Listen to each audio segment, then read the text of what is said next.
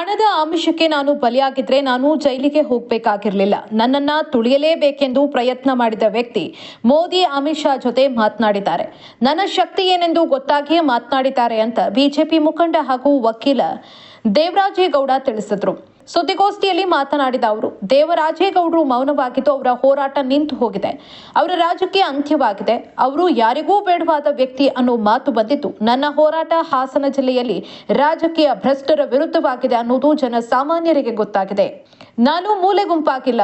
ಭ್ರಷ್ಟ ಕಾಂಗ್ರೆಸ್ ಸರ್ಕಾರದಲ್ಲಿ ದ್ವೇಷ ರಾಜಕಾರಣ ಮಿತಿ ಮೀರಿದೆ. ಈಗ ವಿರೋಧ ಪಕ್ಷದ ವಿರುದ್ಧ ಪಿತೂರಿ ಮಾಡ್ತಾ ಇರೋರು ನಾಳೆ ಸ್ವಪಕ್ಷೀಯರ ವಿರುದ್ಧವೇ ಸೇಡಿನ ರಾಜಕಾರಣ ಮಾಡಬಹುದು ಅಂತ ಆರೋಪಿಸಿದ್ದಾರೆ. ಬಹಳ ಪ್ರಮುಖವಾದ ಅಂಶ ಏನಂದ್ರೆ, ಸಾರ್ವಜನಿಕ ವಲಯಗಳಲ್ಲಿ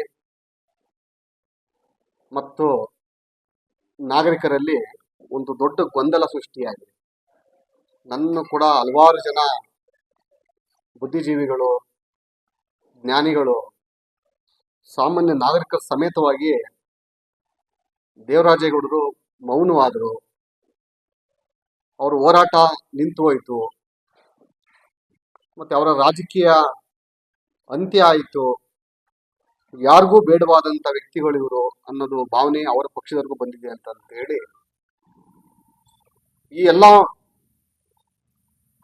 ಭಾವನೆಗಳ ಜೊತೆ ಹಲವು ಮಾಧ್ಯಮ ಮತ್ತು ಪತ್ರಿಕೆಗಳಲ್ಲೂ ಕೂಡ, ಕೆಲವು ಸೋಷಿಯಲ್ ಮೀಡಿಯಾದಲ್ಲೂ ಕೂಡ ಬಂದಿದೆ. ನಾನು ಈ ರಾಜ್ಯದ ಜನತೆಗೆ ಒಂದು ಸ್ಪಷ್ಟೀಕರಣವನ್ನು ಕೊಡ್ಲಿಕ್ಕೆ ನಾನು ಇಚ್ಛೆ ಪಡ್ತೀನಿ ಅಂತ ಅಂದ್ರೆ, ನನ್ನ ಹೋರಾಟ ನಿರಂತರವಾಗಿ ಹಾಸನ ಜಿಲ್ಲೆಯಲ್ಲಿ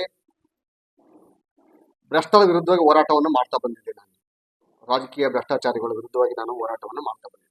ಅದು ಎಲ್ಲರಿಗೂ ಜನಸಾಮಾನ್ಯ ಕೂಡ ಗೊತ್ತಿರೋ ವಿಚಾರ. ಈ ಬಾರಿ ಚುನಾವಣೆಯಲ್ಲಿ, MP ಚುನಾವಣೆಯಲ್ಲಿ